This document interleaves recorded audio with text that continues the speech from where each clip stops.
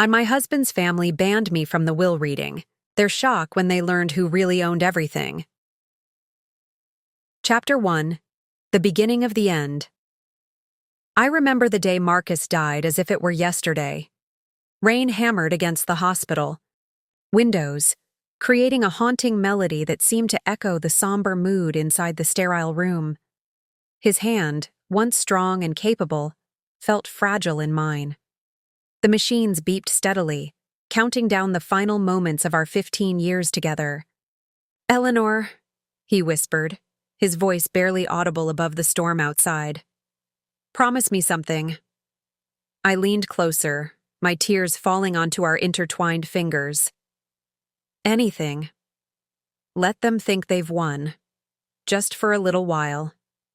A ghost of his, familiar mischievous smile flickered across his pale face. Let them show their true colors before the curtain falls. I didn't need to ask who they were. Marcus's family, the prestigious Blackwood clan, had made it abundantly clear from the day we met that I was an outsider, an interloper who had somehow tricked their golden son into marriage. To them, I was nothing but a gold digger, a former waitress who had aimed far above her station. "Are you sure?" I asked, stroking his thinning hair. "You don't have to prove anything, Marcus. Not anymore." He closed his eyes, breathing becoming more labored. "It's not about proving anything. Ellie, it's about justice. They need to learn. Some lessons are worth teaching, even from beyond the grave." Those were the last coherent words he spoke to me. By morning, Marcus Blackwood, heir to the Blackwood fortune, philanthropist, my husband and best friend, was gone. I allowed myself exactly 1 day of private grief before the vultures descended. The call came at precisely 9 a.m. the day after Marcus passed. Victoria Blackwood's crisp, authoritative voice sliced through my foggy grief like a surgeon's scalpel. "Eleanor, not Ellie, never Ellie." My mother-in-law had refused to use my preferred name from the beginning, as if using the formal version somehow maintained the proper distance between us. "The family solicitor will be reading Marcus's will on Friday at the estate. Your presence won't be necessary." I clutched the phone tighter, staring out at the garden Marcus and I had planned together. The cherry blossoms were just beginning to bloom, delicate pink against the blue spring sky. He'd never see them reach their peak now. "I'm his wife, Victoria." "Were," she corrected, her voice dripping with barely concealed satisfaction. "You were his wife, and while I'm sure you expected a significant payout for your services rendered, Marcus always understood the importance of family legacy." The implication was clear. Whatever Marcus had left me, if anything, would be contested. The Blackwoods had generations of legal victories behind them. They weren't about to let some waitress-turned-trophy wife walk away with anything substantial. "I understand," I said quietly. Victoria seemed momentarily thrown by my lack of resistance. "Well, good." A pause. "The funeral arrangements have been taken care of. Saturday at 11. St. Thomas Cathedral. Family only for the burial, of course." I closed my eyes, remembering Marcus's actual wishes. A simple ceremony by the lake at our country house, his ashes scattered among the wildflowers he loved. But I had made him a promise. Let them think they've won. Just for a little while. "Of course," I echoed. "Will there be anything else?" Another pause, longer this time. "The estate manager will contact you about collecting your personal effects from the main house. We'd appreciate it if everything could be removed by Monday." The main house she referred to was the place Marcus and I had called home for the past decade.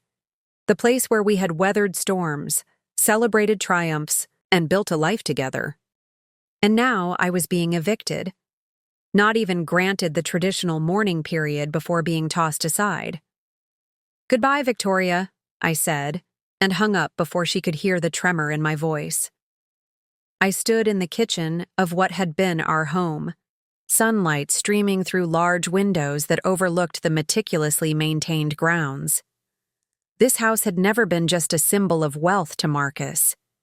It had been a sanctuary, a place where he could escape the weight of the Blackwood name and simply be the man he wanted to be. Behind me, the door opened softly.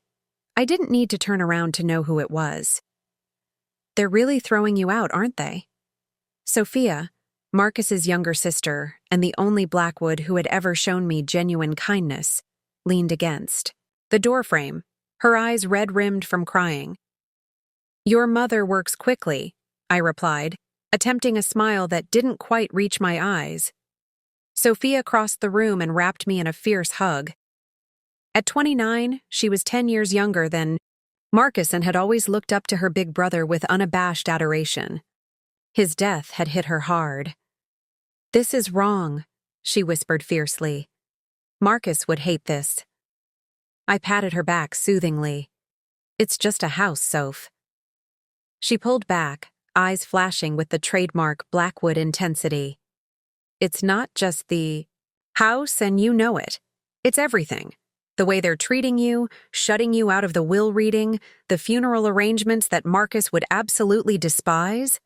She trailed off, running a hand through her dark hair in frustration.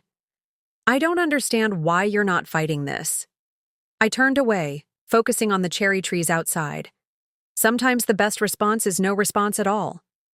That doesn't sound like the Eleanor who once told my mother her interior decorator had the aesthetic sensibility of a colorblind peacock, Sophia said, a hint of her old humor breaking through the grief. I laughed despite myself, remembering Victoria's scandalized expression. Your mother's taste in upholstery deserved that critique and more. Sophia's smile faded. Seriously, Ellie, what's going on? This passive acceptance isn't like you.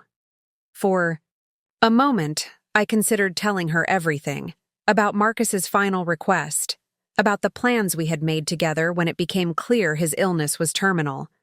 But I had made a promise, and even Sophia wasn't exempt from the lesson Marcus wanted to teach. I'm just tired, Soph. Fighting the entire Blackwood clan takes more energy than I have right now. I squeezed her hand. But I appreciate you being in my corner. She looked unconvinced but didn't press further. At least come stay with me. I have plenty of room, and you shouldn't be alone right now. I shook my head.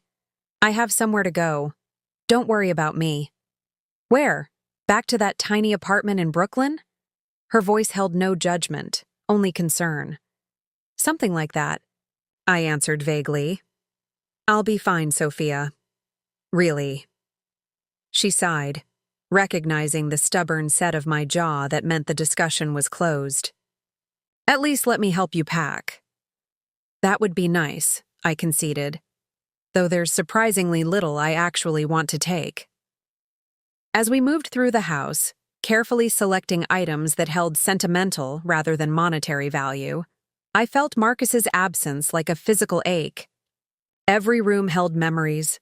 The library where we'd spent countless rainy afternoons reading to each other. The kitchen where he'd attempted, and spectacularly failed, to make me breakfast in bed on our anniversaries.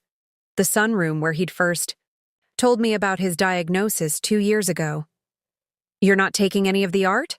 Sophia asked, gesturing to the impressive collection that adorned the walls. I shook my head. Those belong to the house. She frowned. But Marcus bought most of these pieces after you were married. Legally.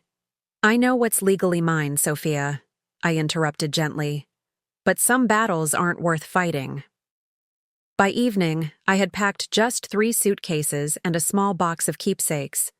15 years of marriage, distilled to what could fit in the trunk of my car. It seemed impossible that a life so rich in experience could be reduced to so little. As Sophia helped me load the last bag, she wrapped me in another fierce hug. This isn't right, she whispered again. And it isn't over. Promise you'll stay in touch? I nodded against her shoulder, allowing myself one brief moment of vulnerability before pulling away. Take care of yourself, Soph. And try not to judge your family too harshly. Grief makes people do strange things. She raised an eyebrow, a perfect imitation of her brother's skeptical expression. "That's unusually generous of you." I smiled enigmatically as I slid into the driver's seat.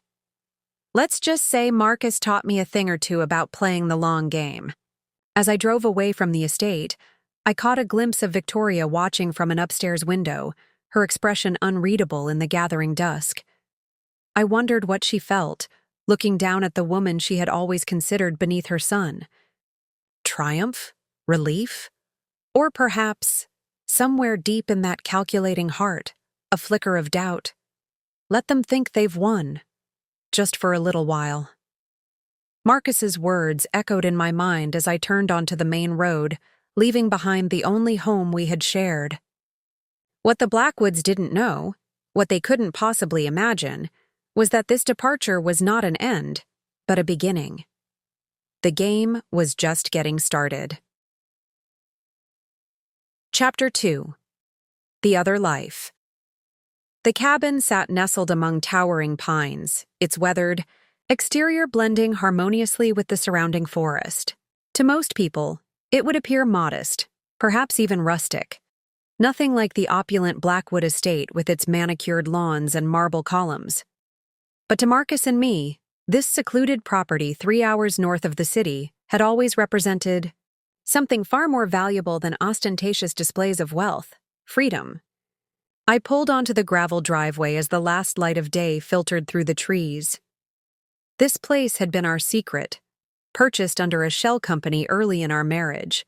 Not even Sophia knew of its existence. Here, Marcus wasn't the Blackwood heir, with all the pressures and expectations that came with the name. Here, we were just Marcus and Eleanor, two people who found in each other exactly what they needed. As I stepped onto the porch, memories washed over me. Summer evenings watching fireflies dance over the lake, winter mornings huddled by the stone, fireplace as snow blanketed the world outside, autumn weekends hiking the surrounding trails, marveling at the explosion of color. This place had witnessed the purest version of our love, untainted by the Blackwood family politics. The key turned smoothly in the lock, and I pushed open the door, half expecting to find Marcus inside, glasses perched on his nose as he pored over some book or another. Instead, I was greeted by silence and the lingering scent of pine and wood smoke from our last visit 2 months ago, before the final hospital stay. I set my bags down and moved through the space, turning on lamps, bringing the cabin back to life. It was a comfortable 3-bedroom structure, renovated over the years to include modern amenities while maintaining its rustic charm. The open-plan living area featured floor-to-ceiling windows that would, come morning, showcase a breathtaking view of the lake. In the kitchen, I found a bottle of Marcus's favorite scotch and poured myself a measure, raising it in a silent toast to the empty room. "I'm keeping my promise," I whispered. "Though I'm not sure I understand the point of it all." No answer came, of course, just the gentle ticking of the antique clock on the mantel and the distant hoot of an owl beginning its nightly hunt. I sank onto the worn leather sofa, suddenly exhausted. The events of the past few days, Marcus's death, Victoria's cold dismissal, packing up the remnants of my married life, had left me drained. But there was one more task to complete before I could rest. From my purse, I retrieved a sealed envelope, Marcus's elegant handwriting spelling out my name on the front. He had given it to me 6 months ago with explicit instructions not to open it until I was at the cabin after his passing. With trembling fingers, I broke the seal and unfolded the letter inside. "My dearest Eleanor, if you're reading this, then I've left this world, and knowing my family, they've wasted no time in trying to erase you from it as well. I'm sorry for that, though not surprised. The Blackwoods have always excelled at cruelty disguised as propriety. I'm also sorry for asking you to play along with their machinations, to appear defeated when I know how against your nature that is. You've never been one to back down from a fight, which is one of the countless reasons I fell in love with you. But this particular battle requires patience and strategy rather than direct confrontation. You're probably wondering why I insisted on this charade. Why not simply ensure you were properly provided for in my will and be done with it? The answer is both simple and complicated, because some lessons can't be taught through legal documents alone. My family needs to understand the consequences of their actions, not just toward you, but toward everyone they've deemed unworthy over the years. Their sense of entitlement has caused immeasurable harm, and while I know I was complicit in many ways, this is my attempt at atonement. In the safe behind my first edition, Hemingway, combination, Our Anniversary, you'll find everything you need to proceed. Documents, access codes, contact information. James Sullivan, my personal attorney, not the family's legal team, is expecting your call. He alone knows the full extent of our arrangements. For now, rest. Grieve. Allow yourself the space that my family would deny you. The cabin is yours, as it always has been. In fact, much more is yours than anyone suspects. Remember when we first met, and you asked me what I wanted most in life? I told you freedom, from expectations, from legacy, from the crushing weight of the Blackwood name. You gave me that freedom, Ellie. You showed me what it meant to live authentically, to make choices based on love rather than obligation. Now it's time for me to give something back. Not just to you, but to the world that the Blackwoods have taken so much from. Trust the plan. Trust yourself, and know that I am with you in spirit, probably enjoying the show immensely. All my love, forever and always. Marcus. P.S. check. The boathouse tomorrow. There's something there I think you'll appreciate. Tears blurred my vision as I carefully refolded the letter. Even now, Marcus was 3 steps ahead, orchestrating events from beyond the grave. It was so like him, the strategic mind that had built his own fortune separate from the family wealth, the heart that had always fought against injustice in his quiet, methodical way. I moved to the bookshelf and found the Hemingway first edition. The Old Man and the Sea, Marcus's favorite. Behind it, just as he'd described, was a small wall safe. I entered our wedding date, and the door swung open to reveal a thick folder and a USB drive. But it was late, and emotional exhaustion had settled into my bones. Whatever Marcus had planned, it would keep until morning. Tonight was for remembering, for honoring what we'd had in the privacy of our secret sanctuary. I fell asleep on the sofa, Marcus's letter clutched to my chest, dreaming of cherry blossoms and the sound of his laughter echoing across the lake. The next morning dawned clear and bright, sunlight dancing on the surface of the lake visible through the cabin windows. I made coffee and took it out to the deck, watching an osprey circle lazily over the water. There was a peacefulness here that had always soothed both of us, a reminder that the natural world continued its cycles regardless of human drama. After breakfast, I opened the folder from the safe. Inside were dozens of documents: property, deeds, bank statements, corporate filings, and what appeared to be a comprehensive organizational chart of enterprises I'd never heard of. Pinnacle Investments, Lakeside Holdings, Aurora Ventures. The list went on, each entity connected to others in an intricate web that, I realized with growing astonishment, all led back to one central company, MB Global. Marcus had mentioned this company before, his personal investment vehicle separate from the Blackwood family businesses. What I hadn't realized was the scope of it. According to these documents, MB Global had assets in the billions, with interests spanning real estate, technology, sustainable energy, and medical research. Accompanying the organizational chart was a letter from James Sullivan, Marcus's personal attorney. It confirmed what the document suggested. Marcus had spent the last decade methodically building his own empire, completely independent of the Blackwood fortune.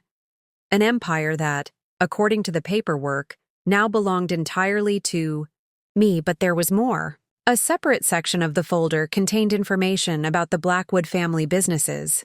Specifically, a series of transactions showing that over the past 5 years, MB Global had been quietly acquiring controlling interests in key Blackwood enterprises through various shell companies and proxy investments. My coffee grew cold as I pieced together the full picture. Not only had Marcus amassed his own considerable fortune, but he had effectively gained control of much of the Blackwood empire without his family's knowledge.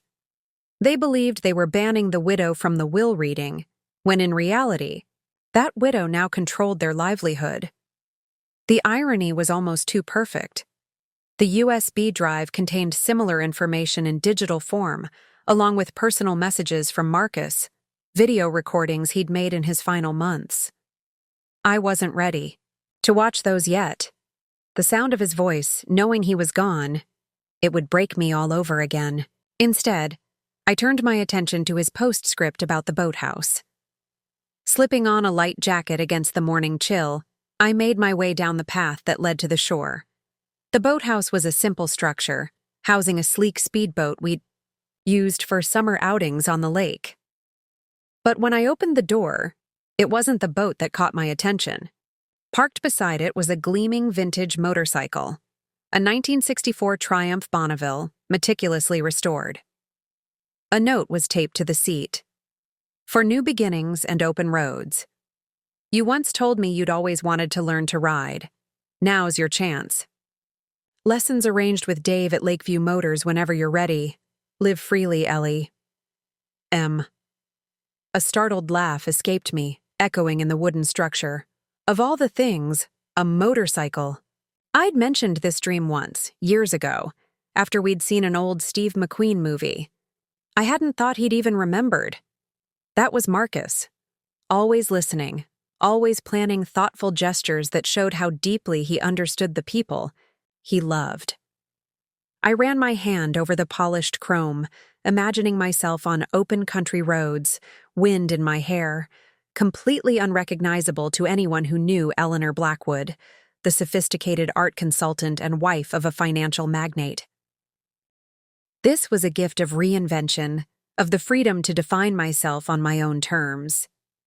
Back at the cabin, I called James Sullivan's office and arranged a meeting for the following day.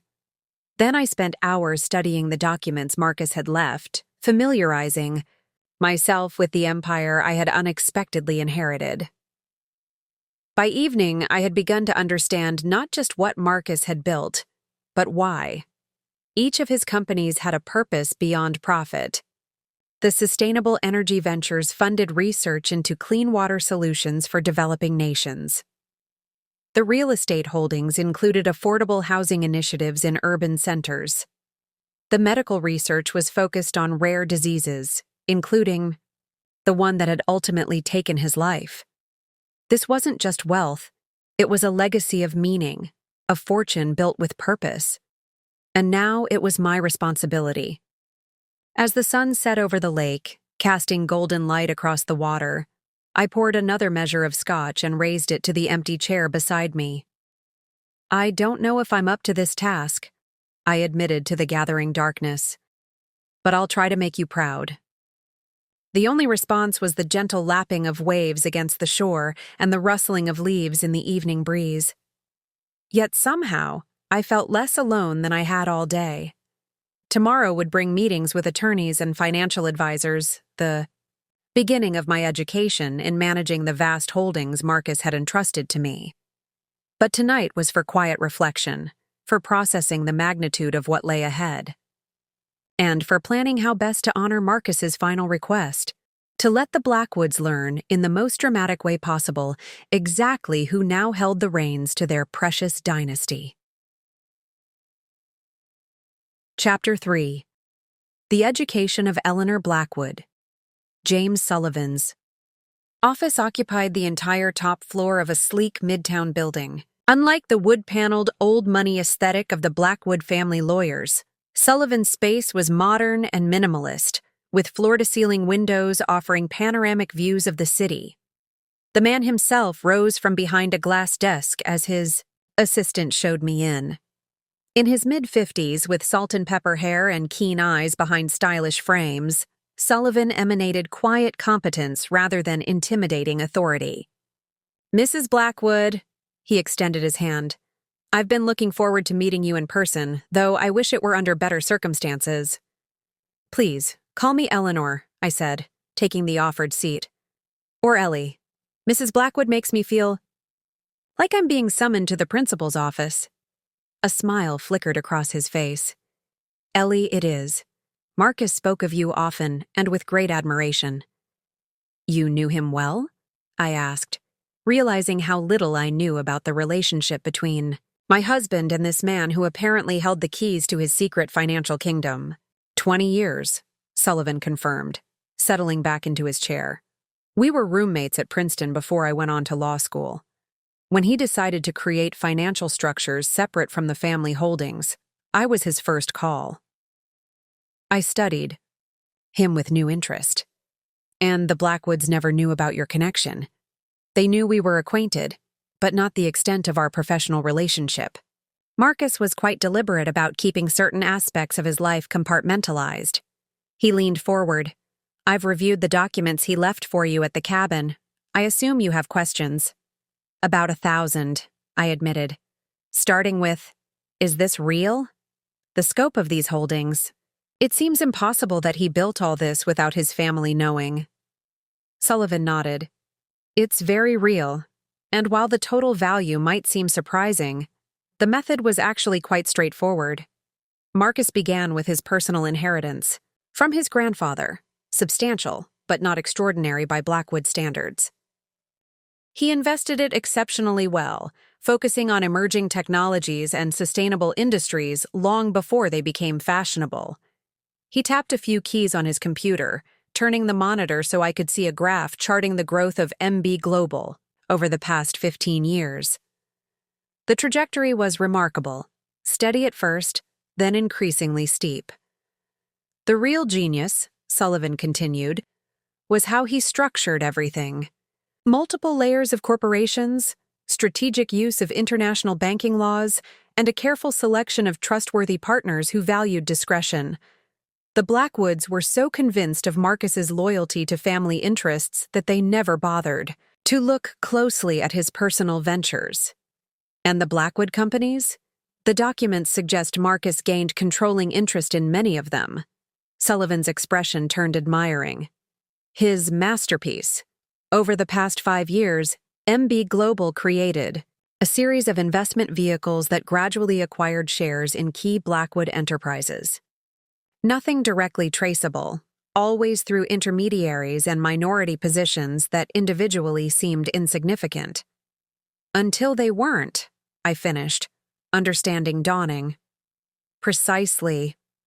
When combined, these positions represent controlling interest in approximately 60% of the Blackwood corporate empire.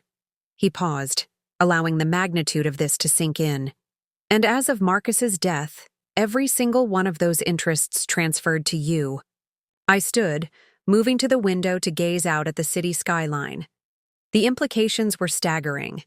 Victoria and Richard Blackwood, Marcus's parents, who had treated me with thinly veiled contempt for 15 years, who had banned me from their eye. Son's will reading and evicted me from my home. They now unknowingly answered to me. "Why?" I asked quietly, still facing the window. "Why go to such lengths?"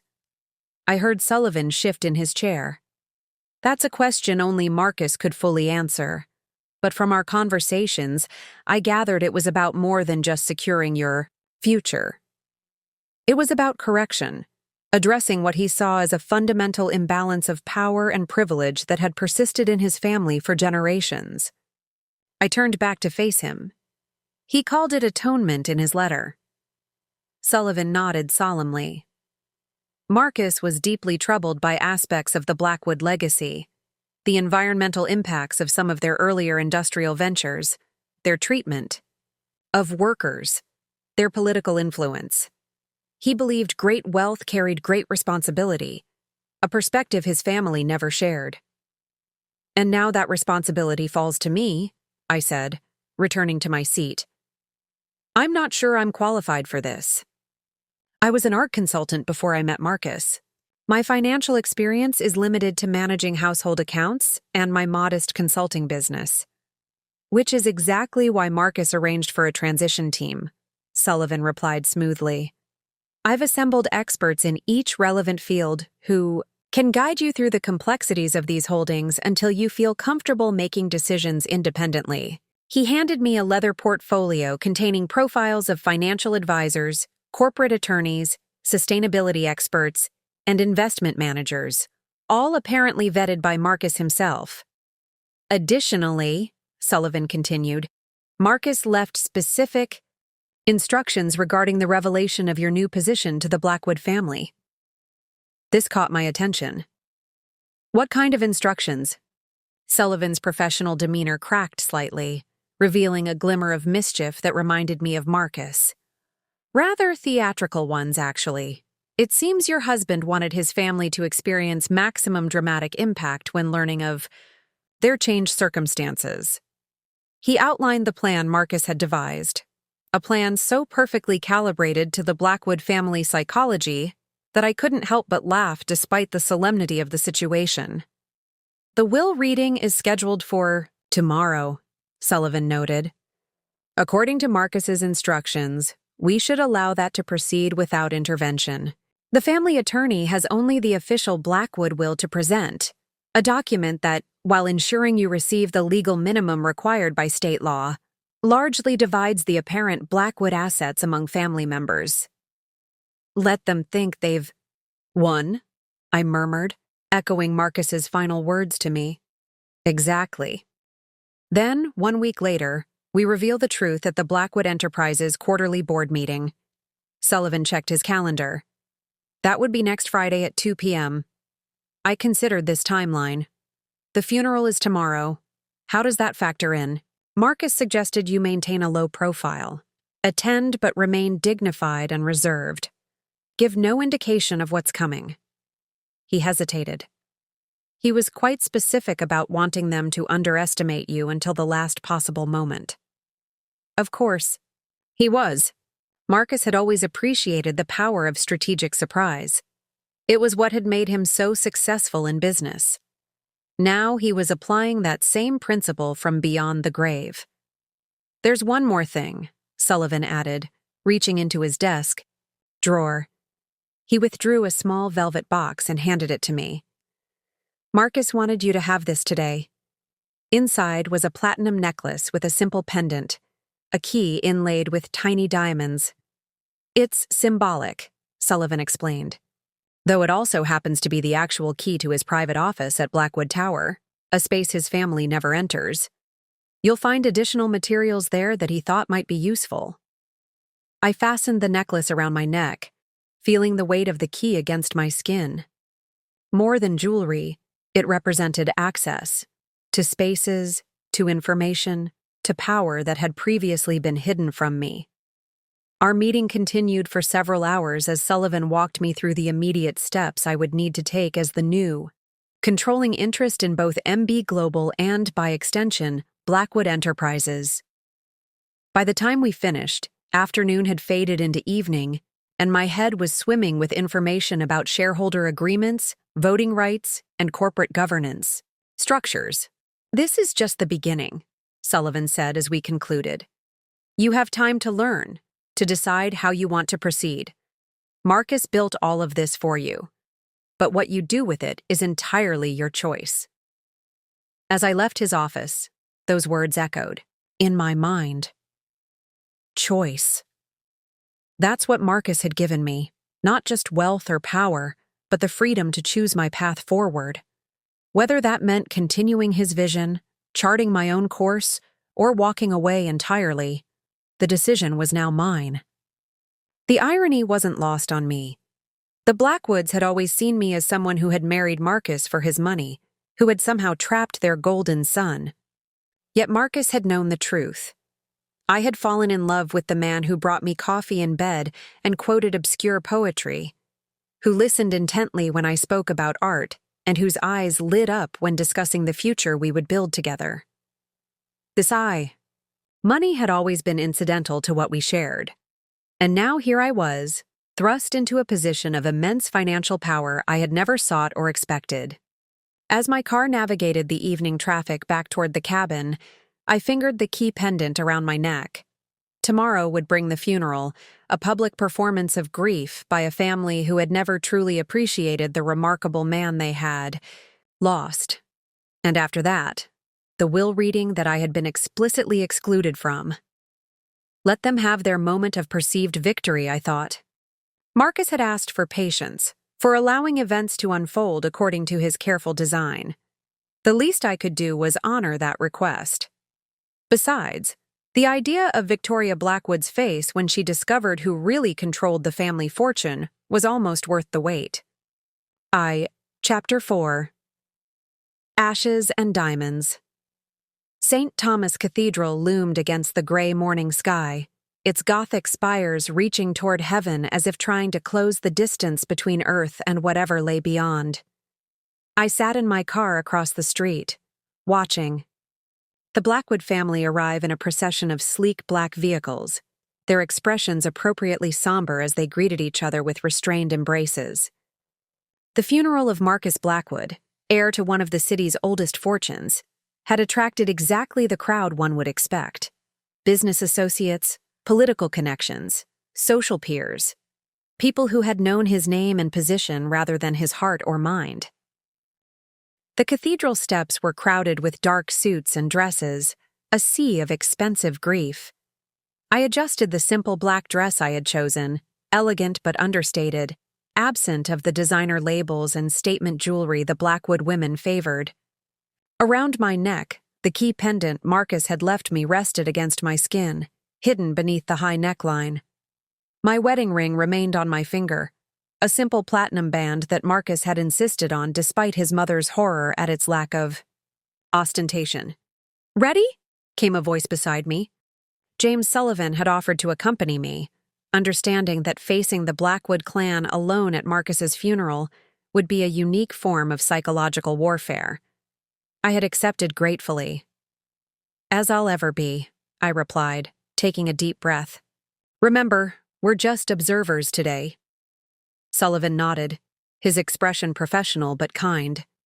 "Marcus would be proud of your composure." We crossed the street together, climbing the cathedral steps past small clusters of mourners who fell silent. As I approached, their expressions a mix of curiosity and barely concealed speculation.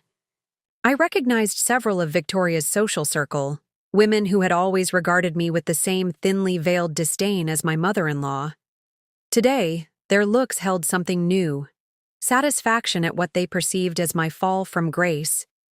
Inside, the cathedral was a symphony of fragrant lilies and organ music, light filtering through stained glass to cast colorful patterns across the marble floor. At the front, a large photograph of Marcus stood beside the closed casket, not the man I had loved, but the Blackwood heir the public had known. Serious, impeccably dressed, every inch the financial scion. I almost laughed at the irony of it. Even in death, they had chosen to present the version of Marcus that suited their narrative. Victoria spotted me as we moved toward seats in the middle of the cathedral, close enough to show respect, far enough to avoid direct confrontation with the family. Her eyes narrowed slightly, lips pursuing in disapproval at my presence despite her clear instruction that the funeral was family only. Beside her, Richard Blackwood, Marcus's father, remained impassive, his patrician features set in stone as they had been throughout the 15 years I had known him. Sophia broke away from the family pew and hurried toward me, ignoring her mother's sharp intake of breath. "Ellie," she embraced me tightly. "I've been trying to call you. Where have you been staying? Are you okay?" I returned her embrace, genuinely moved by her concern. "I'm fine, Soph. I've been at a place Marcus and I kept upstate." She pulled back, studying my face. "You seem different. I expected, complete breakdown?" I supplied with a small smile. "I'm saving that for private." Her eyes flickered to Sullivan, questioning. "James Sullivan," he introduced himself smoothly. "A friend of Marcus's. I'm here to support Eleanor." Recognition dawned in Sophia's eyes. "You're not with Preston, Winters, and Hall." She named the Blackwood family law firm. "No," Sullivan confirmed without elaboration. Before Sophia could inquire further, Victoria's voice cut through our conversation. "Sophia, the service is about to begin." The command was clear. Sophia squeezed my hand. "Sit with us, please."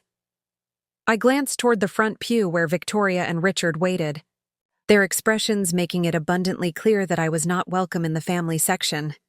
"I'm fine here," I assured her. "Go. We'll talk after." Reluctantly, she rejoined her parents just as the organ music swelled to announce the beginning of the service. What followed was exactly the kind of ceremony Marcus would have detested: formal, impersonal, filled with platitudes about legacy and tradition from people who had never truly known him. The eulogy, delivered by Richard, focused almost exclusively on Marcus's contributions to the family business and charitable foundation, with barely a mention of his personal qualities or passions.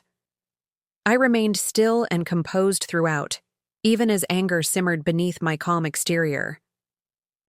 This performance had nothing to do with honoring Marcus. It was about maintaining the Blackwood image, about performing grief in a socially acceptable manner that reinforced their position rather than expressing genuine loss. Let me continue. The story from where I left off. Only once did the facade crack.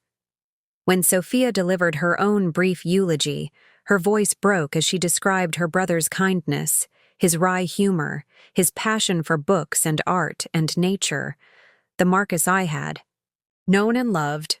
I found myself blinking back tears, struck by how little of the real man had been acknowledged until that moment. "My brother never cared much for pretense," Sophia said, her gaze sweeping across the assembled mourners before landing briefly on me. "He valued authenticity above all else. He found it in his work, in his causes, and most importantly, in his marriage. The happiest I ever saw Marcus was with Eleanor, who loved him for who he truly was, not what our family name represented." Victoria visibly stiffened at this direct reference to me, but Sophia continued undeterred. "As we say goodbye today, I hope we can honor not just his achievements, but the man himself, a man who believed that the true measure of a life well lived was in the connections we forge and the positive change we create in the world." When the service concluded, I slipped out quietly before the procession to the private burial that I had been expressly forbidden from attending. Sullivan accompanied me back to the car, tactfully ignoring the tears I finally allowed to fall once. We were away from prying eyes. "That wasn't for Marcus," I said as we drove away from the cathedral. "None of it." "Except Sophia's part," Sullivan noted. I nodded, wiping my eyes. "Except that." "Are you certain you don't want to attend the will reading tomorrow?" he asked. "Legally, they cannot prevent you from being present." I shook my head. "No. Let's follow Marcus's plan exactly as he intended. Let them have their moment." I glanced out the window at the passing city. The board meeting will come soon enough. Sullivan dropped me at the train station, from where I would return to the cabin to continue my crash course in corporate governance using the materials Marcus had left. As we said goodbye, he hesitated before speaking. "Marcus told me once that when he met you, it was like finding a piece of himself he hadn't known was missing," he said. "I didn't fully understand what he meant until today, watching you handle that circus with such dignity." His words stayed with me during the journey back to the cabin, a balm for the emotional bruising of the day. By evening, settled on the deck with a glass of wine and the portfolio Sullivan had prepared, I felt centered enough to focus on the tasks ahead. The next morning, while the Blackwood family gathered at their attorney's office for the will reading, I drove to Blackwood, tower in the city. Using the key pendant Marcus had left me, I accessed his private office on the top floor, a space I had visited occasionally during our marriage but had never fully explored. Unlike the formal, imposing office Marcus maintained on the executive floor, this space reflected his true personality: walls lined with books, comfortable furniture, large windows offering spectacular views of the park. One wall was dedicated to photographs, many of us together in various locations around the world, interspersed with shots of landscapes and architectural details that had caught his eye. I moved to his desk and unlocked the bottom drawer with a small key Sullivan had provided. Inside was a leather-bound journal, Marcus's private business diary, and a USB drive labeled simply "For After." I plugged the drive into the computer and found it contained video files, each dated and named. With trembling fingers, I clicked on the oldest, dated 2 years ago, shortly after his diagnosis. Marcus's face filled the screen, healthier than I had seen him in his final months, but with a new seriousness in his eyes. "Ellie," he began, his voice so immediate that for a moment it felt as if he were in the room with me. "If you're watching this, then things have gone according to plan so far. I know today is the will reading, and right now my family is likely congratulating themselves on having successfully marginalized you from what they believe is your rightful inheritance." He smiled, that familiar mischievous glint in his eye that had always preceded his best ideas. "I wish I could be there next week to see their faces when they learn the truth. But since I can't, I wanted to explain some things that may not be clear from the documents alone." What followed was a detailed explanation of his motivations, how his growing disillusionment with his family's values had coincided with his deepening love for me and the perspective I had brought into his life. "You never cared about the Blackwood fortune or status," he said. "You cared about me, about the person I was struggling to become beneath the weight of expectations. You showed me that real wealth lies in integrity, in meaningful connection, in using one's resources to create positive change." He detailed how his illness had accelerated his plans, how the knowledge of limited time had clarified his priorities and steeled his resolve to reshape the Blackwood legacy before he left this world. "What I've built is now yours," he concluded. "Not because you're my widow, but because you're the only person I trust to use it wisely. The transition team will help you navigate the technical aspects, but the vision, that has to come from you." His expression softened. "I love you, Ellie. I'm sorry to leave you with such a complex situation, but I'm not sorry for giving you this power. You've always been stronger and more capable than anyone in my family ever recognized. Now they'll have no choice but to see it too." The video ended, and I sat in silence, absorbing his words. There were other videos on the drive, later recordings that presumably contained more specific guidance, but I wasn't ready to watch them yet.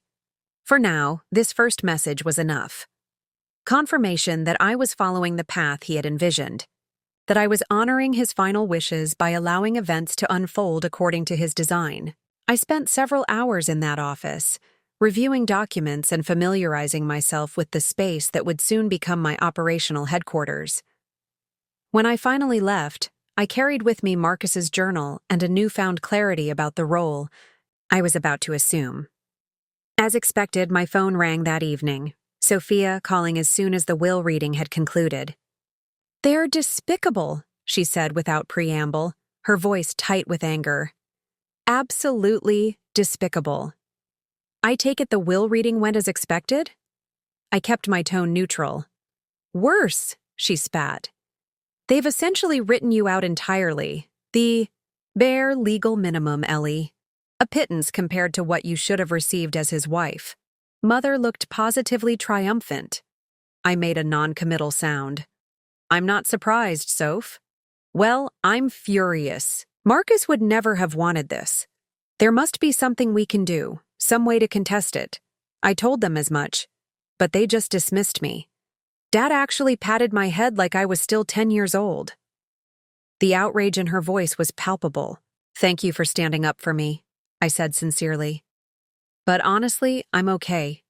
Marcus and I had our own arrangements." There was a pause. "What do you mean?" I chose my words carefully, remembering Marcus's plan. Just that not everything is as it appears. Marcus was smarter than they give him credit for. "Ellie, what aren't you telling me?" Sophia's voice had shifted from anger to curiosity.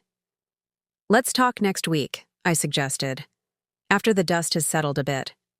She clearly wasn't satisfied with this evasion but didn't press further. "Fine, but I want you to know I'm not standing with them on this. Whatever happens, I'm in your corner." After we hung up, I sat on the cabin deck watching the sunset paint the lake in shades of gold and pink. In just 1 week, everything would change.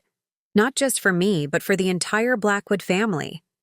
The thought should have been intimidating, but instead I felt a strange calm, as if Marcus's presence surrounded me, guiding me toward the confrontation he had so carefully orchestrated. That night, I dreamed of him. Not the frail figure from the hospital, but Marcus as he had been when we first met. Vibrant, intense, laughing as he pulled me into a spontaneous dance in the middle of the gallery where I'd been working. In the dream, he whispered something I couldn't quite hear, his lips moving against my ear before he spun me away in a graceful turn. I woke with tears on my cheeks, but a sense of purpose in my heart. Whatever came next, I would face it with the same courage Marcus had shown throughout his illness, with dignity, determination, and when necessary, a strategic flash of teeth. The game was entering its final phase, and unlike the Blackwoods, I knew exactly what cards I held. Chapter 5. The Board Meeting. The Blackwood Enterprises headquarters occupied a gleaming skyscraper in the heart of the financial district. 52 floors of glass and steel topped with the distinctive B symbol that had become synonymous with old money and influence in the city. The boardroom, situated on the top floor with panoramic views of the skyline, was designed to intimidate. All dark wood, leather, and subdued opulence that whispered of power accumulated over generations. I had been in this room exactly twice. Before, once when Marcus had proudly given me a tour early in our marriage, and once for a holiday gathering where Victoria had pointedly seated me as far from the family as possible. Today, I would enter it under very different circumstances. Sullivan met me in the private elevator lobby, his usual composed demeanor now tinged with what appeared to be anticipation.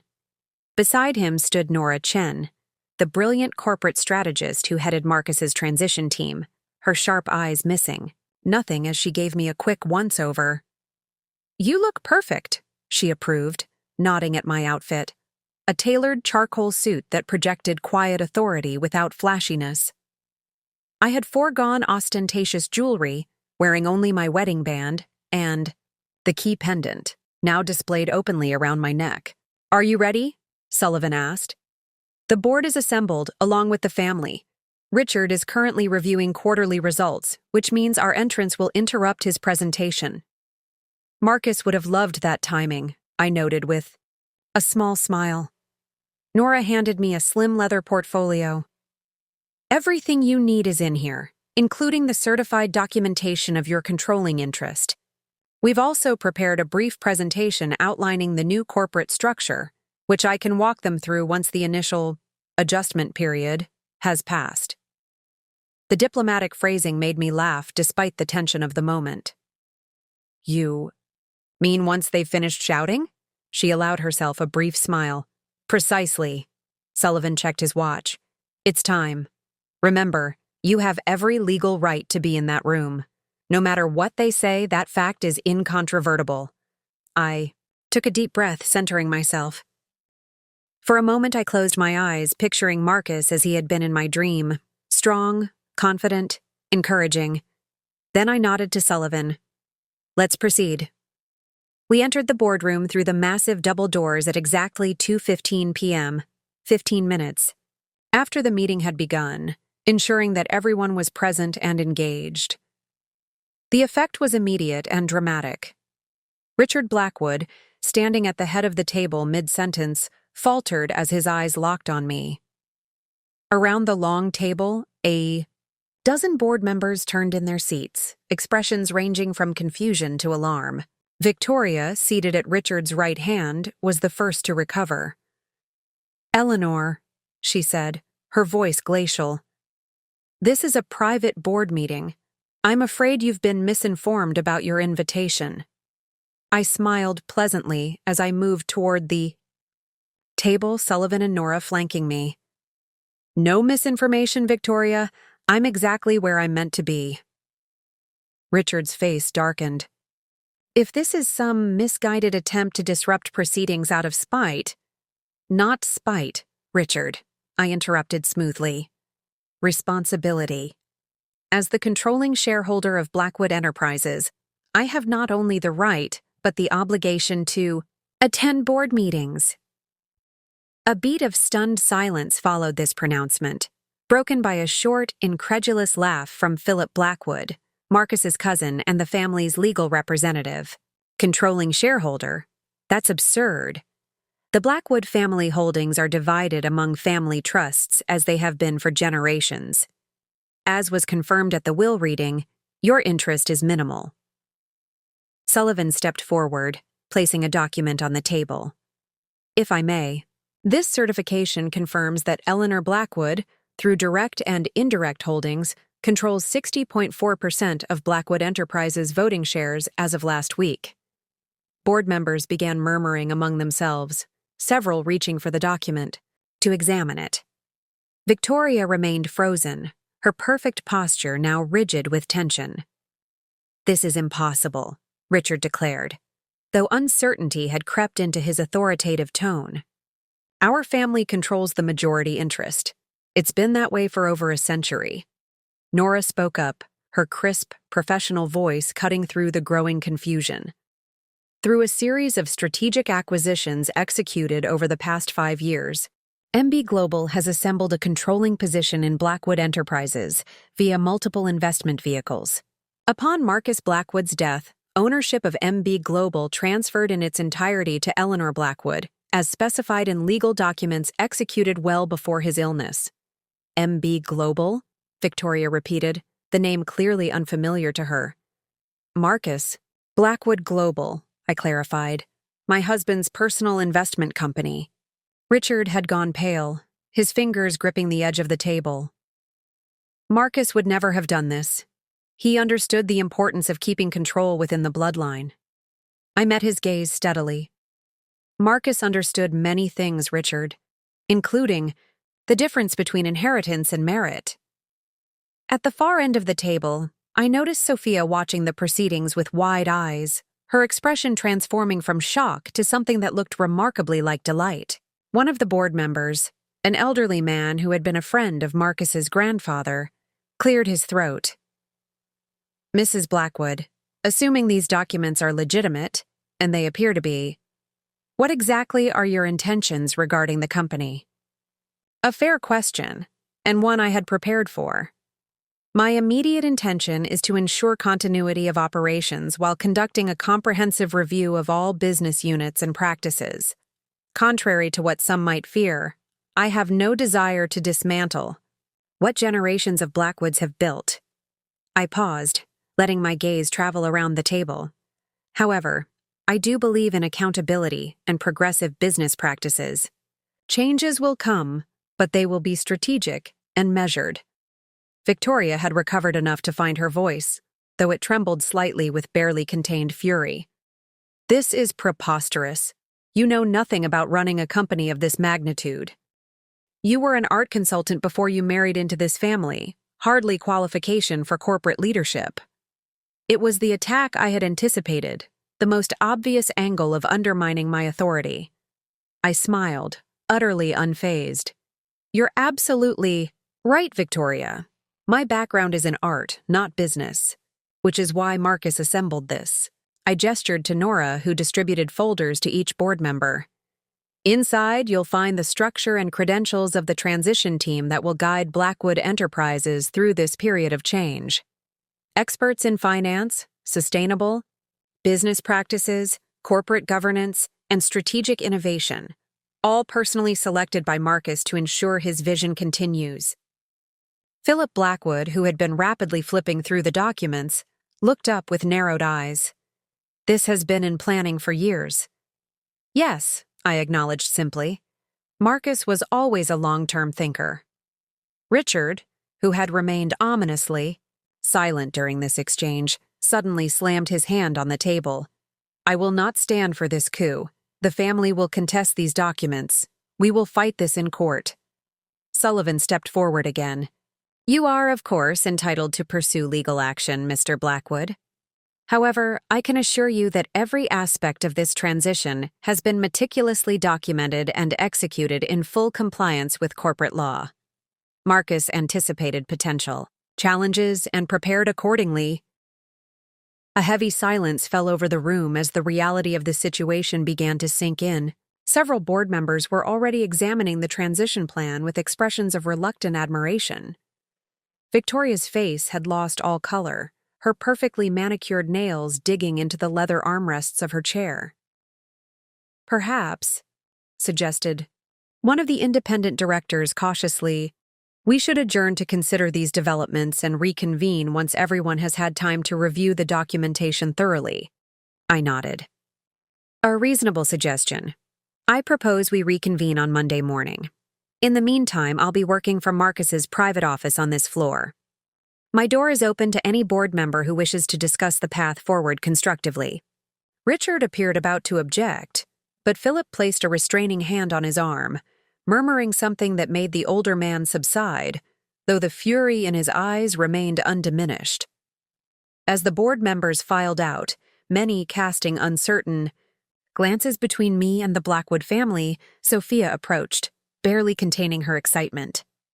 "You magnificent creature," she whispered, squeezing my arm. "No wonder you've been so calm. We need to talk, properly talk." "Dinner tonight?" I suggested.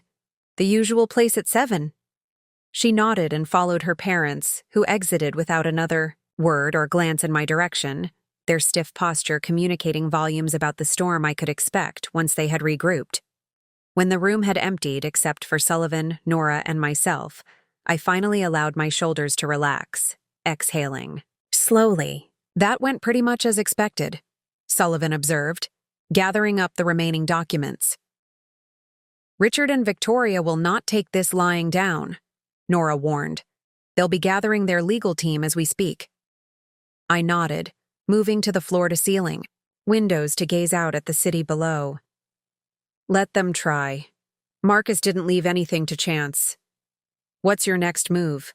Sullivan asked. I turned back to face them, the key pendant cool against my skin, a tangible reminder of Marcus's presence in every aspect of this unfolding drama. "Now," I said with quiet determination, "we begin the real work."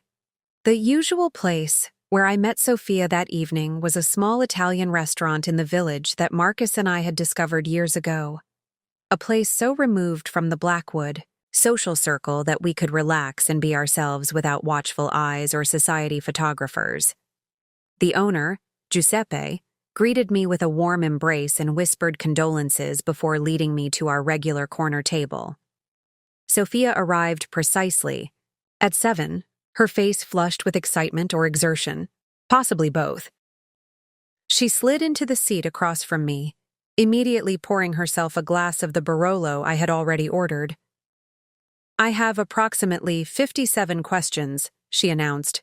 "But first," she raised her glass, "to Marcus, the magnificent bastard, always 3 steps ahead of everyone else." I couldn't help smiling as I clinked my glass against hers. "To Marcus."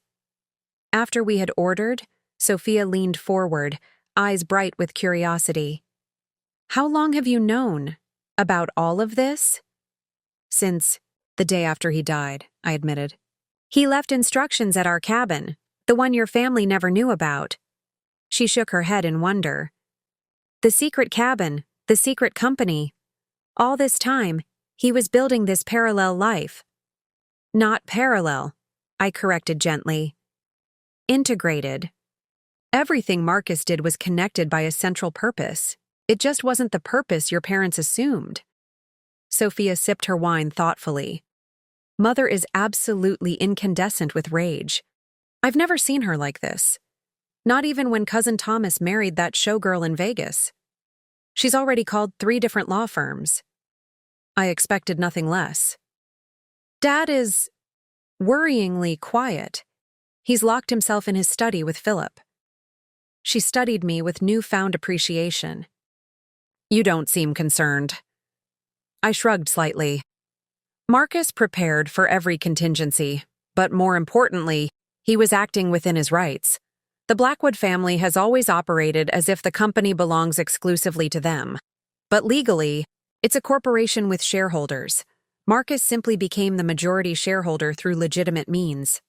Our food arrived, momentarily pausing the conversation. When the waiter had departed, Sophia twirled pasta around her fork pensively. What I don't understand is why Marcus kept this from me. We were close. He knew I didn't share our parents' views. The hurt in her voice was genuine, and I reached across to squeeze her hand. It wasn't about trust, Soph.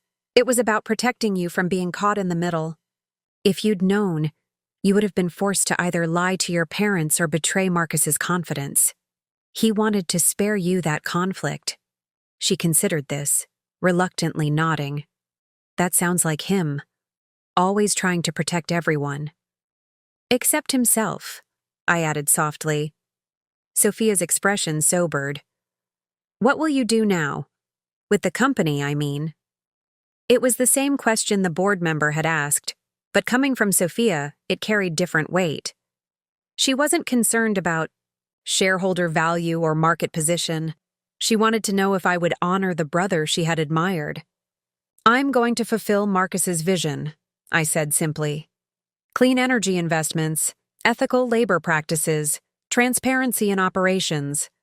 All the things he advocated for in board meetings only to be outvoted by your father and his allies. They'll fight you every step of the way, she warned. I know, but I have the votes now. I twirled my wine glass, watching the deep red liquid catch the light.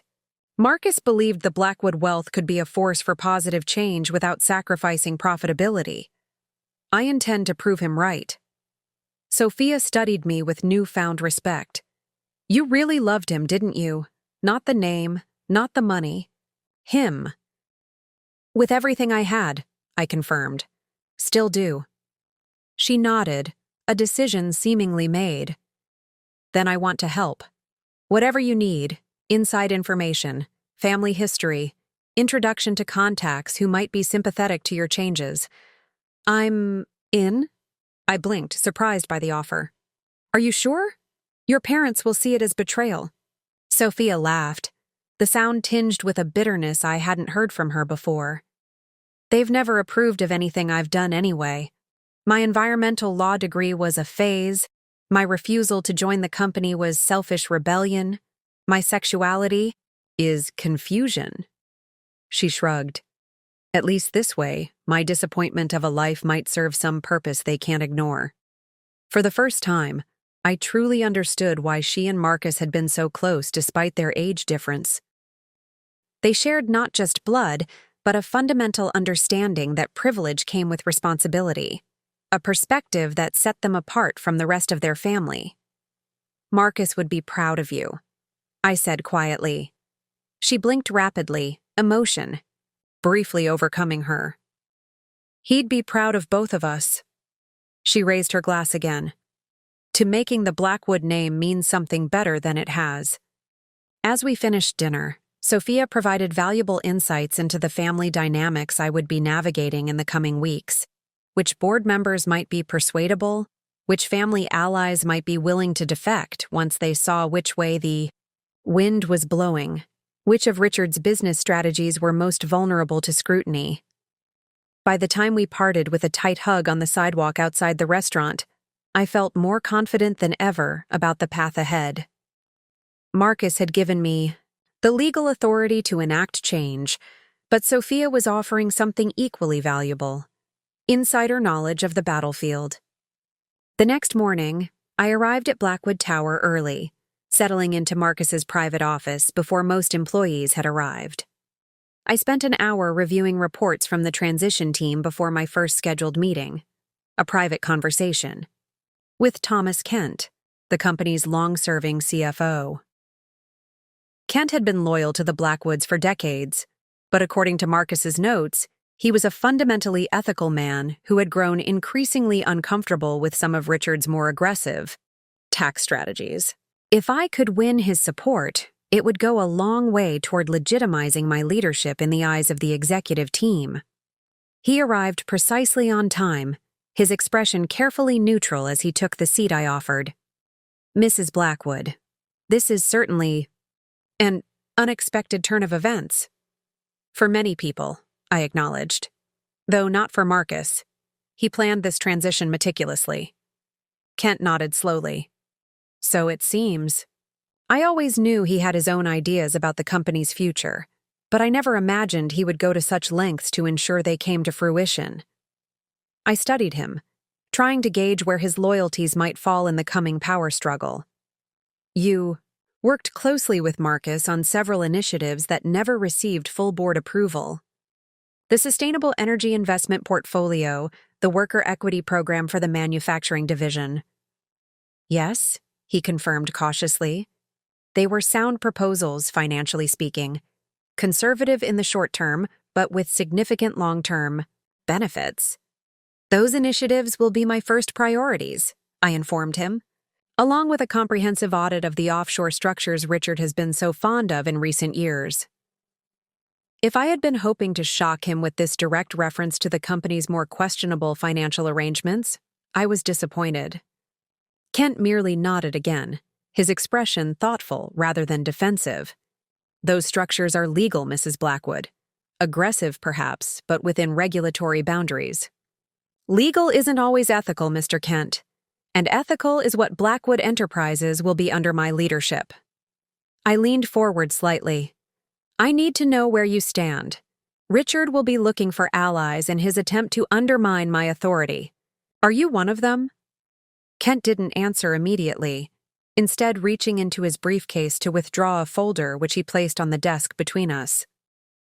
3 years ago, Marcus asked me to prepare this analysis, a detailed plan for transitioning Blackwood Enterprises toward sustainable practices and ethical governance without sacrificing profitability.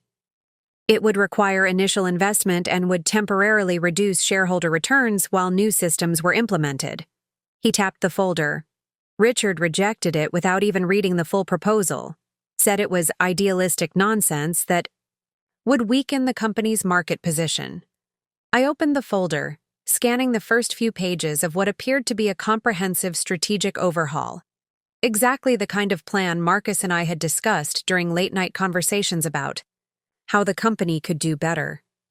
"Marcus never mentioned this specific document to me," I admitted. "He wouldn't have," Kent replied.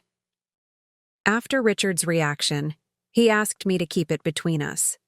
Said the time wasn't right, but that I should hold on to it. A ghost of a smile crossed his face.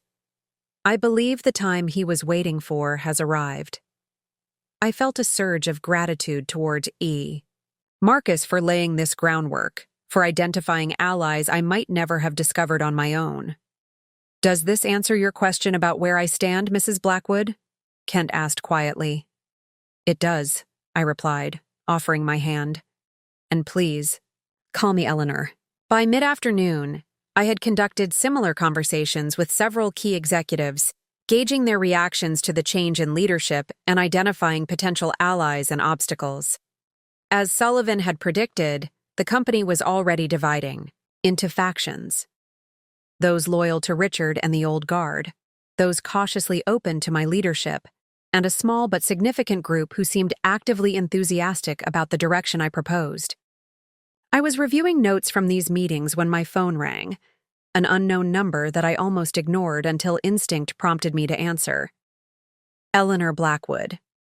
Mrs. Blackwood. The voice was unfamiliar, male, with the careful diction of someone choosing their words precisely.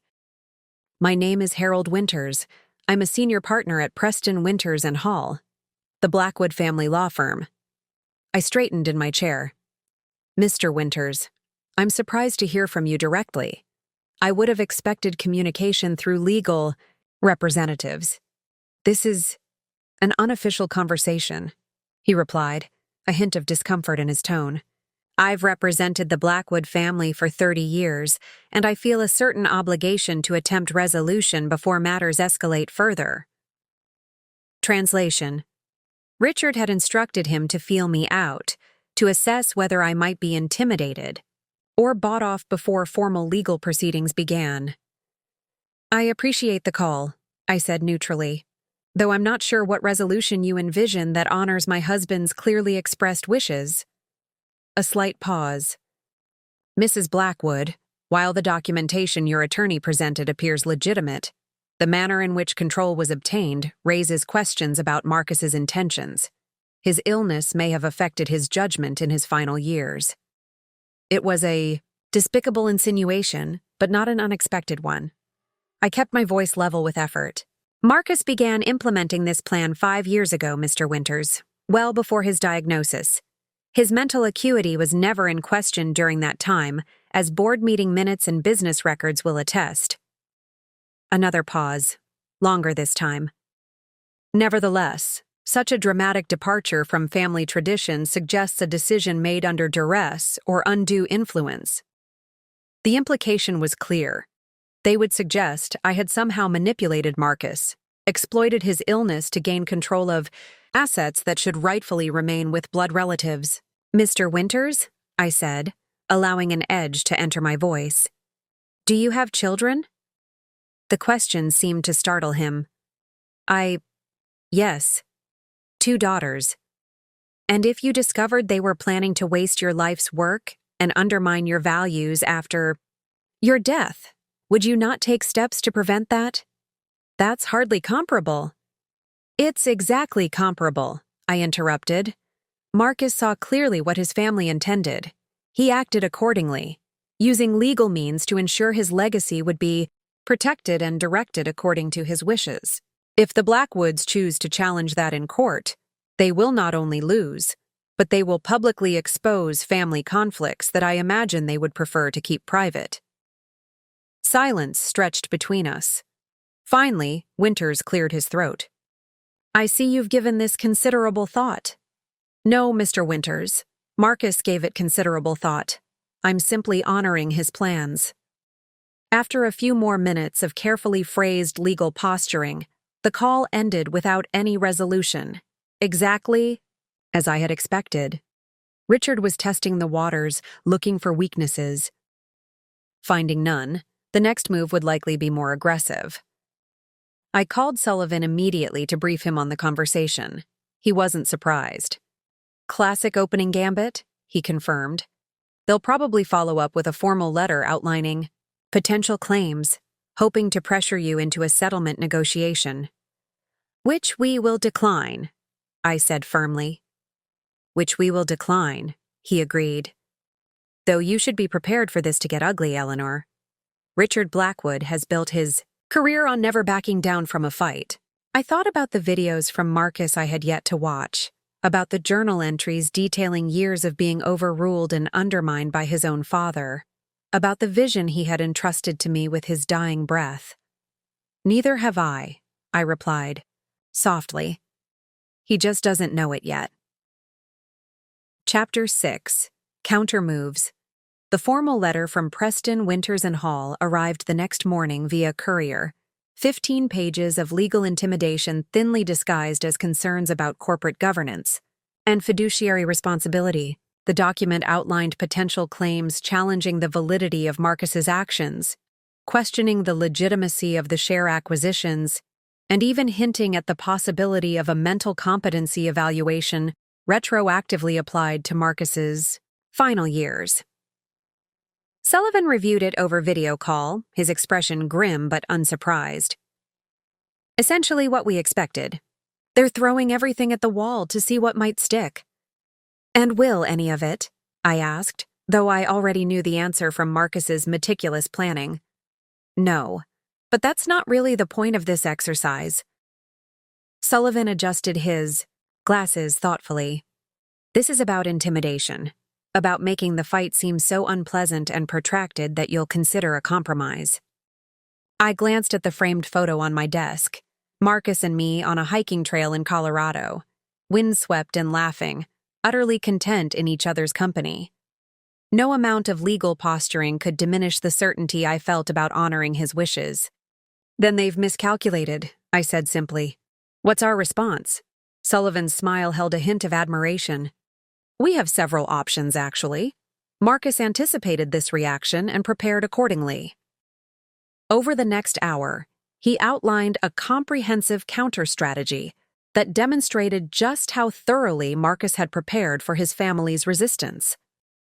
Not only had he documented every step of his acquisition process with impeccable legal precision, but he had also created what Sullivan called insurance policies, information about potentially problematic aspects of Richard's management that could be leveraged if necessary. I'm not suggesting we immediately go nuclear, Sullivan clarified, but having this information provides significant negotiating advantage. I nodded, understanding the strategy but uncomfortable with the implicit threat. I'd prefer to win on the strength of our position rather than through intimidation. Of course, this is merely a contingency. Before we could discuss further, my assistant, a capable young woman named Diane who had worked for Marcus and transferred her loyalty to me with surprising ease, interrupted with an urgent message. Ms. Blackwood, Victoria Blackwood is here. She's quite insistent about seeing you immediately. I exchanged a glance with Sullivan on the screen. This was unexpected. Victoria generally preferred to operate through intermediaries rather than engaging directly. I should go, Sullivan said. This sounds like a conversation best had privately. After ending the call, I took a moment to center myself, remembering Marcus's advice from one of his journal entries. My mother's greatest weapon has always been her ability to make others feel small, to create doubt where there was certainty.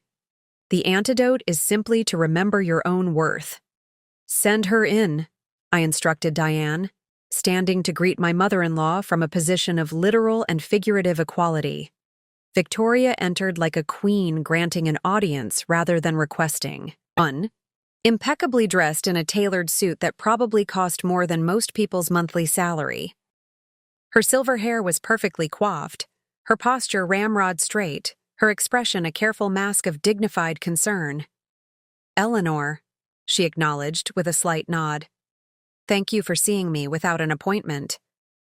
Of course, I gestured to the seating area by the window, away from the desk that would position us as adversaries across a divide. Would you like coffee? Tea? No, thank you. This won't take long. We sat, Victoria perching on the edge of the chair as if afraid to seem too comfortable in my presence. For a moment, she simply studied me, her gaze analytical rather than hostile. You've surprised us all, she finally said. I underestimated you. Coming from Victoria, this was tantamount to high praise. I inclined my head slightly, but remained silent, waiting for her to reveal the purpose of this unexpected visit. I received a copy of Harold's letter this morning, she continued. It's quite comprehensive in its legal approach. Yes, 15 pages of baseless threats tend to be thorough if nothing else, I replied mildly. A flicker of something, annoyance? Respect? Crossed her face. Richard believes this is the necessary first step in reclaiming what rightfully belongs to the family. And what do you believe, Victoria? The question seemed to surprise her. For a brief moment, the carefully constructed facade faltered, revealing a woman who had spent decades subordinating her own opinions to those of her husband and the family name. What I believe, she said carefully, is that protracted legal battles serve no one's interests except the attorneys who bill by the hour.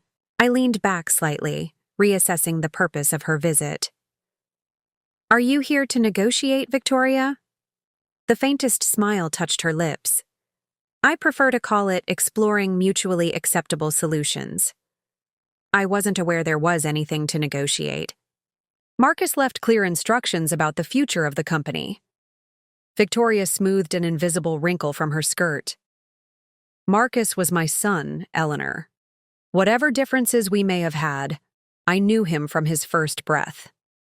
The actions you've described, this secret company, the covert acquisition of family holdings, they're inconsistent with the values he was raised with. Perhaps that's precisely the point, I suggested gently.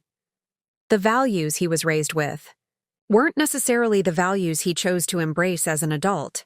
Her expression tightened, the implied criticism clearly hitting its mark. Be that as it may, there are practical considerations beyond legal ownership. The Blackwood name carries weight in circles you've had limited exposure to.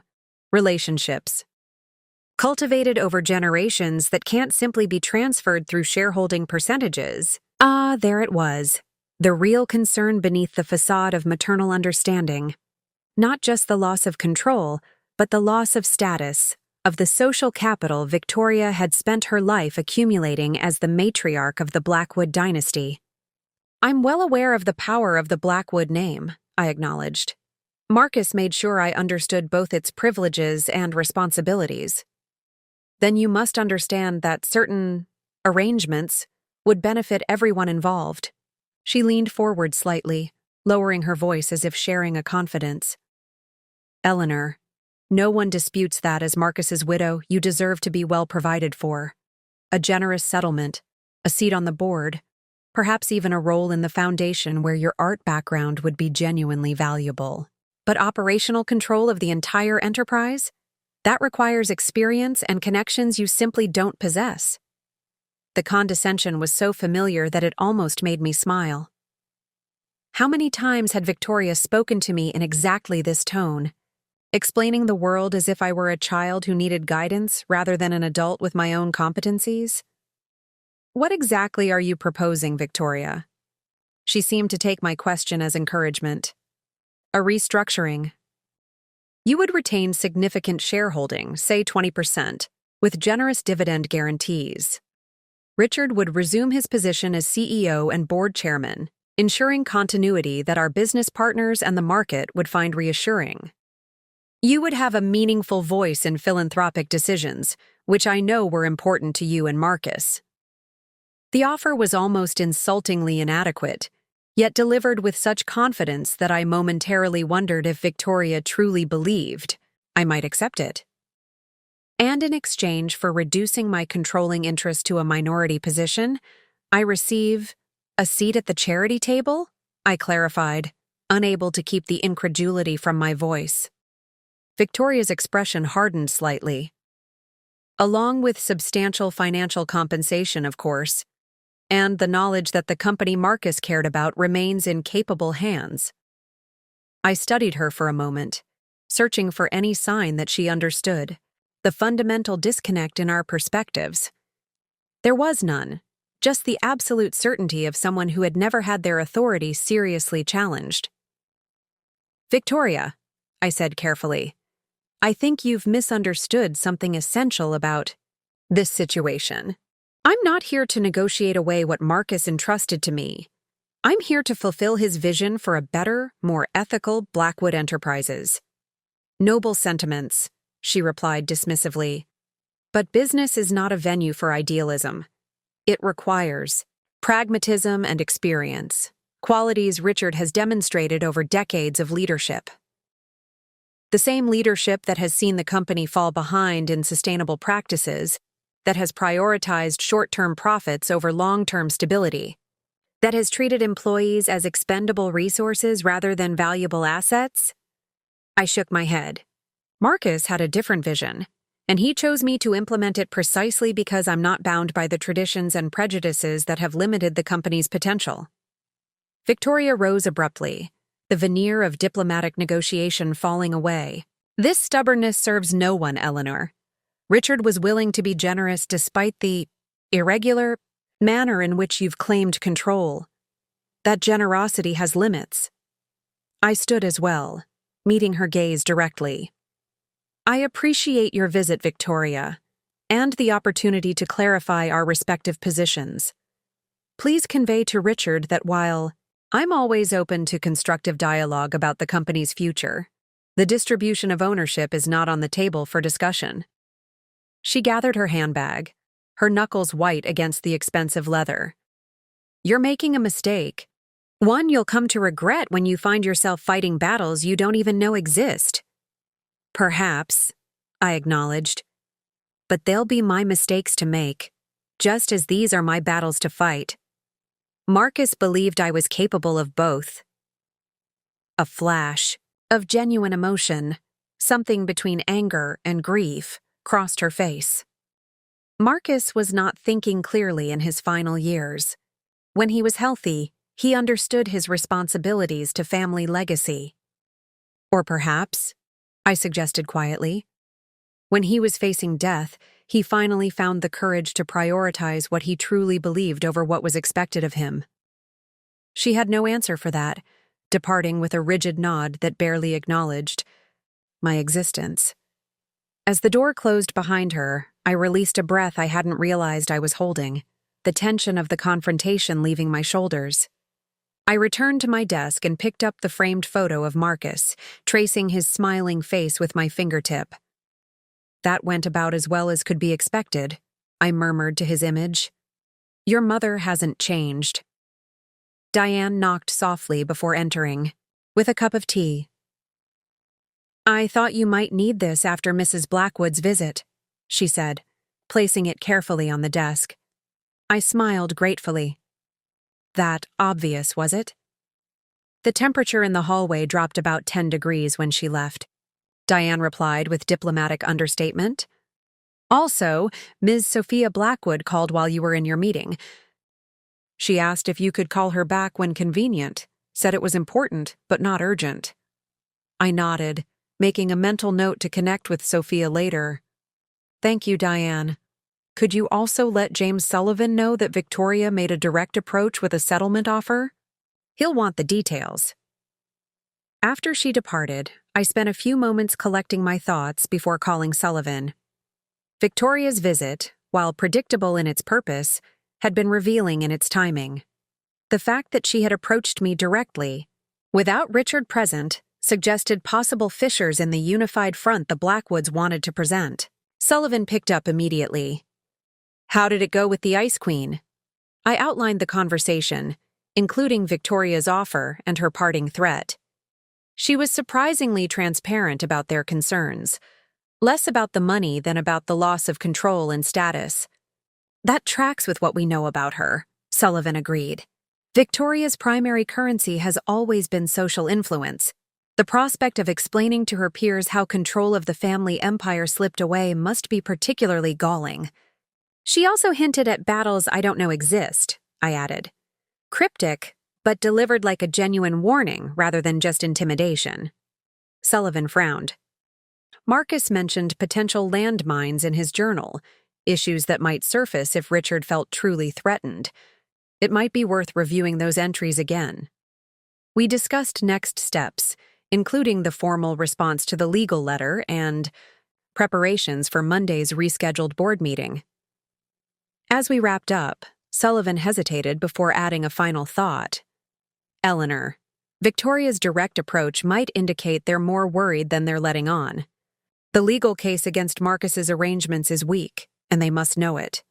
Be prepared for them to seek leverage elsewhere, perhaps personal rather than professional. The warning sent a chill through me. What do you mean? Just that wealthy? Powerful people used to getting their way don't always restrict themselves to conventional tactics when truly cornered. His expression was grim. Keep your guard up, even in areas that seem unrelated to the company. After our call ended, I found myself drawn to Marcus's journal again, flipping through entries from the past few years. Most were business-focused, ideas, strategies, reflections on meetings or investment opportunities.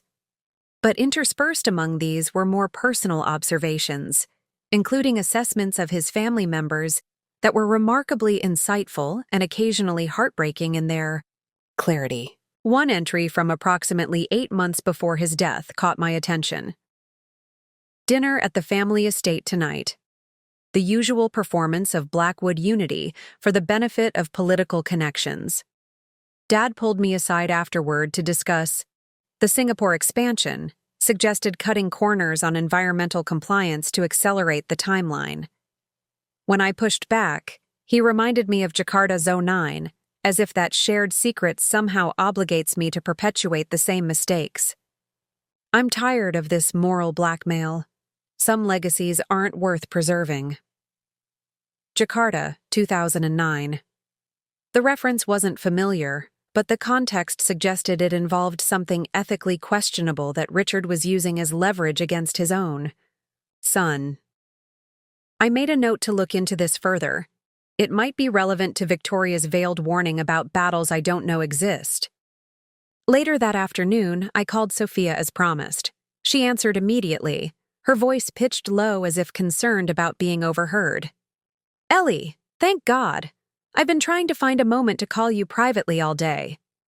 "Everything okay, Soph?" A humorless laugh. "Define okay." The house has been like a war room since the board meeting. Dad's locked in his study with a parade of lawyers and financial advisors. Mother is making twice her usual number of social calls, no doubt, shoring up alliances and controlling the narrative. "She paid me a visit this morning," I informed her. "Came bearing an insulting settlement offer wrapped in condescension." "Of course she did," Sophia sighed. "That would be the reasonable approach before they escalate, which is actually why I'm calling. I overheard something concerning." I straightened in my chair. "I'm listening." "They've hired someone, some kind of investigator or fixer. I didn't catch the name, but Dad referred to him as the cleaner in a call this morning." The worry in her voice was palpable. "Ellie, I think they're looking for dirt on you, something they can use as leverage or to damage your credibility with the board." The warning aligned with Sullivan's concerns about unconventional tactics. "Do you have any idea what they might be looking for?" "No specifics, but knowing my parents, they'll try to paint you as the gold-digging manipulator they've always believed you to be." She paused before adding reluctantly, "They might look into your life before Marcus, family, old relationships, financial history, anything that could be twisted into a narrative that undermines your character." I considered this, mentally reviewing my past for anything that might be weaponized against me. My background was hardly scandalous. Middle-class upbringing in a small town, college education financed through scholarships and part-time jobs, a modest career in the art world before meeting Marcus. No criminal record, no bankruptcies, no salacious relationships. Still, skilled fixers could often manufacture controversy from the most innocent circumstances. "Thanks for the warning, Soph. I'll alert my team." "There's one more thing," she added hesitantly. "I think they've been monitoring your movements. Dad asked specifically about the cabin upstate, wanted to know if I knew anything about properties you and Marcus might have kept off the family radar. I played dumb, but I think they may be trying to track your private retreats." This was more concerning. The cabin represented not just a personal sanctuary, but a repository of some of Marcus's most private plans and records. While the most crucial, documents were now secured in Sullivan's office or the private safe in Marcus's office at the tower. The space itself contained enough personal history that intrusion would feel like violation. "I understand. I'll take precautions." I paused, concern for her situation overtaking my own. "Sophia, are you safe there? If they discover you're helping me—" She made a dismissive sound. "Please. They've been disappointed in me for so long that betrayal is practically expected at this point. Besides, I've finally found a purpose for my wasteful law degree, making sure they can't steamroll you the way they've steamrolled everyone else who's ever challenged them." Her loyalty touched me deeply. "Be careful anyway, for my piece of fur. Mind if nothing else." After our call ended, I immediately contacted Sullivan to brief him on this new development. He wasn't surprised by the news of a private investigator, but took the potential monitoring of the cabin seriously. "We should secure the property," he advised. "I'll send a trusted security team to install a system and retrieve anything particularly sensitive. In the meantime, it might be prudent to base yourself at the penthouse in the city. It has better security and is more difficult to access undetected." The penthouse he referred to was another property Marcus and I had shared. Though, unlike the cabin, it wasn't a secret from his family. Located in a building with excellent security and a discreet staff, It offered better protection than the cabin's isolated location. "I'll relocate this evening," I agreed. "And James?" I found a reference in Marcus's journal to something called Jakarta A09 that Richard apparently used as leverage against him. "Does that mean anything to you?" A brief silence followed before Sullivan responded cautiously. "Yes, though Marcus was never completely transparent about the details. It involved a development project in Indonesia that encountered regulatory complications. I'll look into the specifics." By the time I left the office that evening, preliminary security measures had been arranged for both the cabin and the penthouse. Sullivan had also assigned one of his associates to begin researching the Jakarta project and any potential vulnerabilities it might represent. As my car navigated the evening traffic toward the penthouse, I reflected on how rapidly events were escalating. In just over a week since Marcus's death, I had gone from grieving widow to corporate power player to potential target of private investigators. It was a transformation I had never sought, but now found myself embracing with increasing determination. The Blackwoods had clearly underestimated both Marcus's foresight and my resolve. They were operating from a playbook designed for opponents, who could be intimidated or bought off, failing to recognize that I was fighting not for personal gain, but to honor a promise made to the man I loved. Let them send their investigators and legal threats. Let them search for leverage and weakness. What they would discover, eventually, was that Marcus had chosen his partner, in life and in legacy, far more wisely than they had ever given him credit for. As the elevator ascended to the penthouse, I touched the key pendant at my throat, drawing strength from the tangible connection to Marcus. "I won't let them win," I whispered. "Not this time." Dr. Chapter 7. The Jakarta File. The next morning, I arrived at Blackwood Tower earlier than usual, wanting time to prepare before the day's meetings began. The building was mostly empty, the silence broken only by the occasional security guard or early rising executive. I had just settled at my desk when my phone buzzed with a message from Sullivan. "Found preliminary information on Jakarta. Sensitive. Will brief in person at 8 Mai. His caution was unusual. Normally we communicated freely via secure channels about even confidential matters. Whatever he had discovered about the Jakarta project must be particularly sensitive. Diane arrived at 7, bringing coffee and a concerned expression. "Security reported unusual activity last night," she informed me without preamble. "Someone attempted to access the executive floor using outdated credentials. They left before security could intercept them. A coincidence, perhaps, but unlikely given recent events." "Did the cameras catch anything useful?" "The individual kept their face turned away, but they seemed familiar with the building's layout. Security is reviewing additional footage." She hesitated. "Ms. Blackwood, I don't mean to overstep, but I worked with Mr. Blackwood for 8 years. If someone is trying to access his private files, I might be able to help identify vulnerabilities." I studied her thoughtfully. Diane had been unfailingly loyal since Marcus's death, smoothly transferring her support to me without question. According to Marcus's notes, he had trusted her implicitly. "What do you know about a project in Jakarta from 2009? I asked directly. She maintained perfect composure, but a slight tension in her shoulders confirmed she recognized the reference. "The Kota Harbor development. It was before my time with Mr. Blackwood, but it comes up occasionally in certain contexts. Usually when Mr. Richard Blackwood is applying pressure regarding other projects." "Applying pressure how?" Diane chose her words carefully. "Mr. Blackwood, Marcus, would sometimes receive calls from his father that would distress him. Afterward, he would occasionally request files from the secure archive related to Jakarta. The pattern suggested some form of leverage being applied." This aligned with the journal entry I had found. "But you don't know the specific nature of this leverage?" "No, ma'am. Mr. Blackwood was very private about certain family matters." She straightened some papers on the desk, a nervous gesture at odds with her usual efficiency. However, I do know that approximately 6 months ago, he began a comprehensive review of all documentation related to the project. He had me request the complete files from both the company archives and the off-site storage facility where particularly sensitive materials are kept. This new information heightened my curiosity.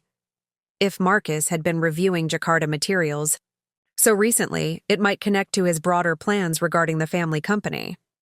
Thank you, Diane. When James Sullivan arrives, please send him in immediately.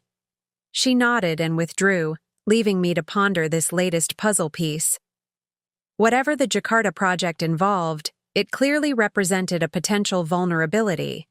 One that Richard believed could be used against Marcus, and by extension, possibly against me. Sullivan arrived precisely at 8, carrying a slim leather portfolio and wearing an expression of controlled concern. After ensuring the door was securely closed, he placed the portfolio on my desk. What I'm about to share comes from preliminary research and confidential sources, he began without preamble. The complete picture is still emerging, but what we've found so far is troubling. He opened the portfolio, revealing a series of photographs and documents. The Jakarta project was a major Blackwood Enterprises initiative, a luxury hotel and residential development on reclaimed land in Sayurs, Jakarta's harbor.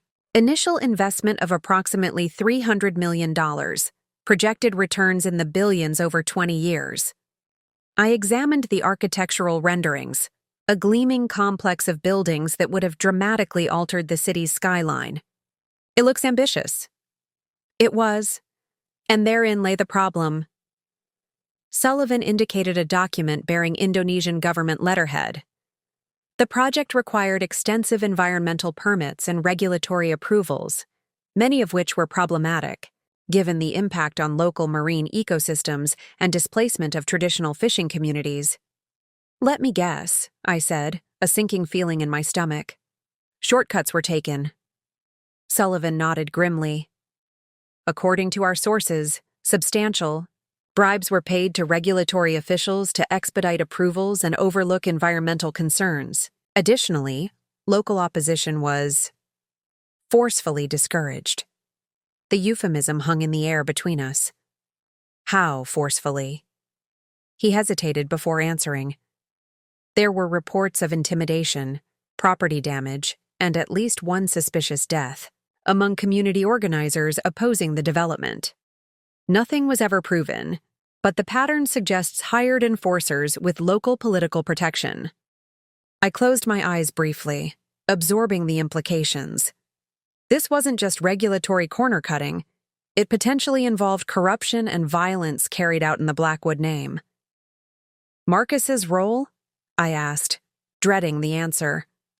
That's where things get complicated, Sullivan replied. At the time, Marcus was officially overseeing the project as his first major international development. Public records and company documents position him as the responsible executive. However, he produced a series of email printouts and internal memos. These communications suggest that while Marcus was the public face, Richard was making the key decisions behind the scenes, particularly regarding the accelerated approval process, as they euphemistically called it. I scanned the documents, noting the careful language that implied rather than stated outright the questionable methods being employed. One email thread between Richard and a consultant referred to standard practices in the region and necessary relationship investments, with obvious subtext. So Richard set up his own son to take the fall if things went wrong, I concluded, a fresh wave of anger toward my father-in-law washing over me. It appears so. Marcus was young, barely 30, and eager to prove himself. The perfect combination of ambition and inexperience for Richard to exploit. If the bribery schemes or intimidation tactics had been exposed, Marcus would have been the executive of record. But they weren't exposed. Sullivan shook his head. Not publicly. However, approximately 8 months after groundbreaking, An internal whistleblower compiled evidence of the bribery payments. Before going public, they approached Marcus directly. He handed me a final document, a scanned letter with no signature, outlining in precise detail the corrupt practices associated with the project and expressing hope that, as someone new, to the company leadership, you might not be fully complicit in these long-standing practices. What happened to the whistleblower? I asked quietly. Unknown. The letter was the last trace. The project proceeded after a brief internal review found no substantiating evidence of wrongdoing. Sullivan's expression conveyed his skepticism about the thoroughness of that review. And the development itself? Completed 2 years later, currently operating as one of Blackwood's most profitable international properties. He gathered the documents back into the portfolio. But here's what makes this relevant now. Marcus appears to have kept documentation that could prove the corruption allegations, material that never made it into the official internal investigation. This explained why Richard had used Jakarta as leverage against Marcus. If evidence existed implicating the Blackwood Company in international bribery, and potentially worse, it could trigger investigations under the Foreign Corrupt Practices Act and similar regulations. The financial and reputational damage would be enormous. And Richard believes I now have this documentation, I concluded. It seems likely, which is why I'm concerned about the attempted access to the executive floor last night and the apparent interest in your private residence. I considered the implications carefully. If Marcus preserved evidence of wrongdoing, he must have had a reason beyond self-protection. He could have destroyed it years ago and eliminated the risk entirely. Sullivan nodded slowly. I had the same thought. Marcus was methodical, strategic. If he kept potentially damaging material, it served a specific purpose in his larger plan. A purpose that might now fall to me to fulfill, I murmured, more to myself than to Sullivan. We spent the next hour reviewing everything known about the Jakarta project and identifying potential locations where Marcus might have secured sensitive documentation. The company archives had already been quietly searched by Diane, yielding nothing beyond standard project files. The off-site storage facility required special authorization that would alert Richard if accessed. That leaves his private office here, the penthouse safe, and possibly the cabin, Sullivan concluded. Though if he was as careful as we believe, he may have entrusted the most sensitive materials to a third party for safekeeping. A thought occurred to me. The videos. Marcus left a series of video messages on a drive in his office safe. I've only watched the first one, but there might be instructions regarding Jakarta in a later recording. Sullivan checked his watch. You should review those as soon as possible. In the meantime, I'll have my team accelerate the security upgrades at the cabin and conduct a discreet scan for surveillance devices at both properties. As he gathered his materials to leave, I asked the question that had been troubling me since the beginning of our conversation. James, if evidence of these corrupt practices became public now, what would the consequences be? For the company? For the family? He considered the question carefully. The statute of limitations has likely expired on some potential charges, but not all. At minimum, substantial fines and regulatory scrutiny. At worst, criminal charges against those directly involved and permanent damage to the Blackwood reputation. The company would survive, but diminished.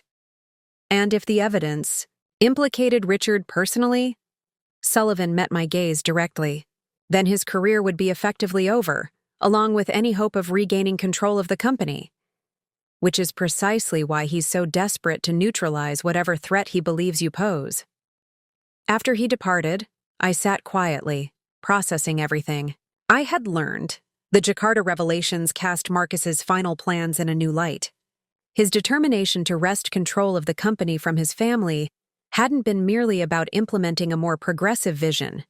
It had also been about preventing further ethical compromises and potentially making amends for past wrongs. With renewed purpose, I unlocked the office safe and retrieved the USB drive containing Marcus's video messages. The files were numbered sequentially, suggesting they should be viewed in order. I had watched only the first introductory message so far, finding the experience too emotionally raw to continue immediately after his death. Now, I opened the second video file.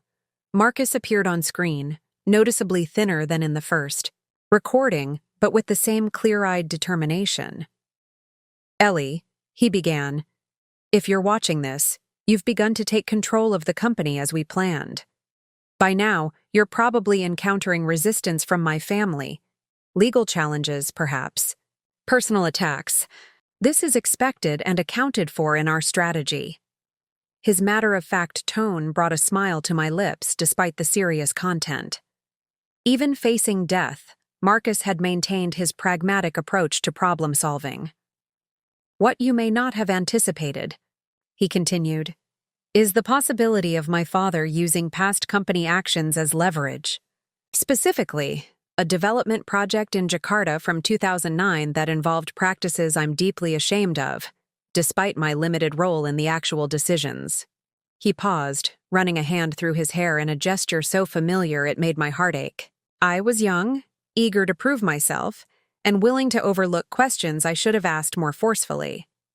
By the time I understood the full extent of what was happening, construction was underway and millions had already changed hands.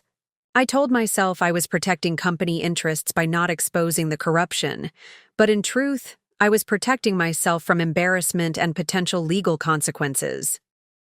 The self-recrimination in his voice was painful to hear. I had never known this particular story, but I recognized the pattern. Marcus had often been hardest on himself for perceived moral failings, holding himself to standards few others even aspired to. However, he continued, his expression shifting from regret to resolve, I did take one action I've never regretted. When approached by a whistleblower with evidence of bribery and intimidation tactics, I secretly preserved their documentation rather than destroying it as my father instructed.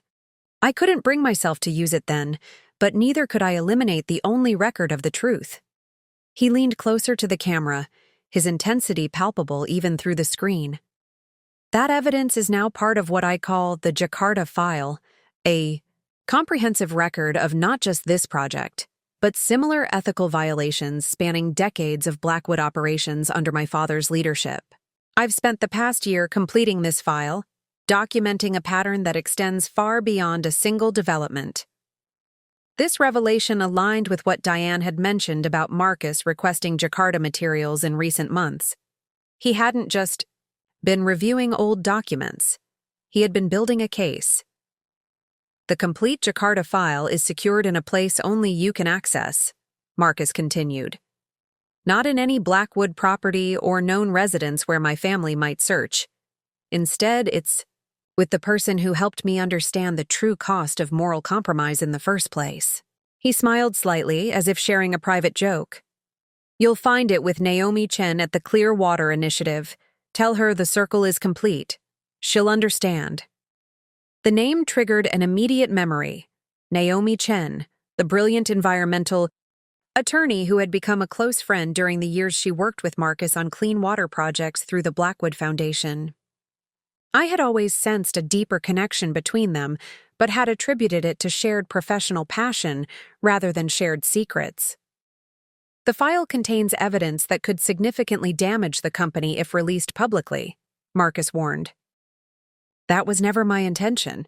Rather, I assembled it as insurance, leverage to ensure the company could be reformed from within without interference from those who profit from the old ways of operating. His expression softened.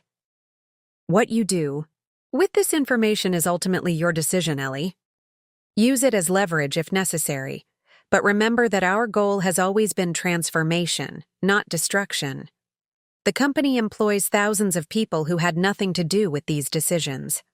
They deserve better leadership, not unemployment. The video continued with more specific guidance about using the file strategically rather than punitively, reflecting Marcus's characteristic balance of idealism and pragmatism. By the time it ended, I had a clear understanding of both the power and responsibility he had placed in my hands. I immediately called the Clearwater Initiative, hoping to connect with Naomi Chen directly. The receptionist informed me that Naomi was traveling but would return to the city the following day. I left an urgent message requesting a meeting, mentioning Marcus's name, but nothing about the file. Next, I contacted Sullivan to brief him on this development. He immediately recognized the strategic value of having the Jakarta file secured, away from any location the Blackwoods might search. This explains why Marcus was so confident in his plan, Sullivan noted.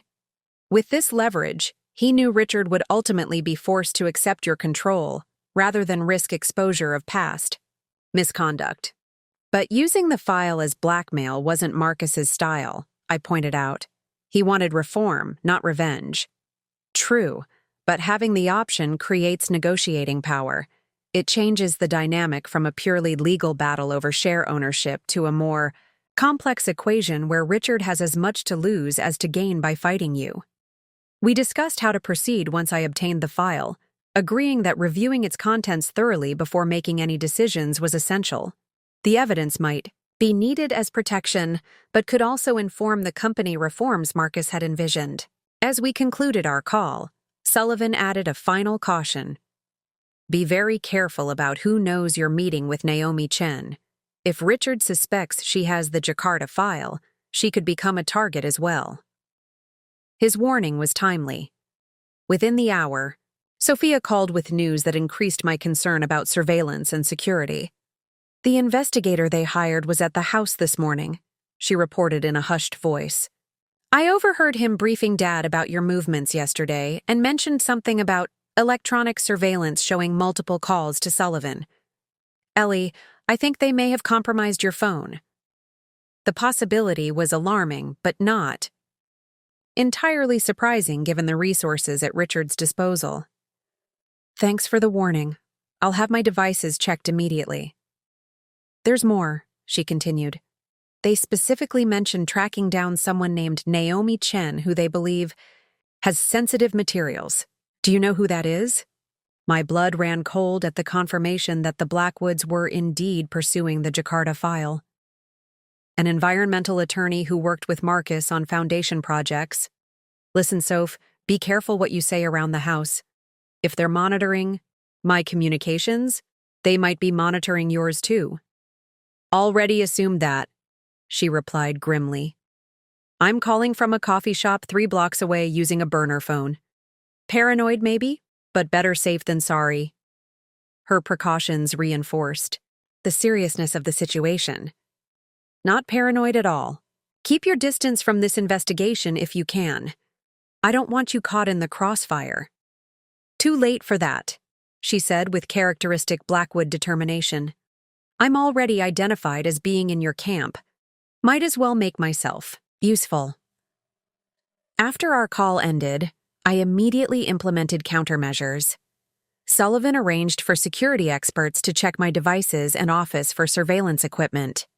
I configured a secure communication channel using a platform Sullivan's team had verified as safe.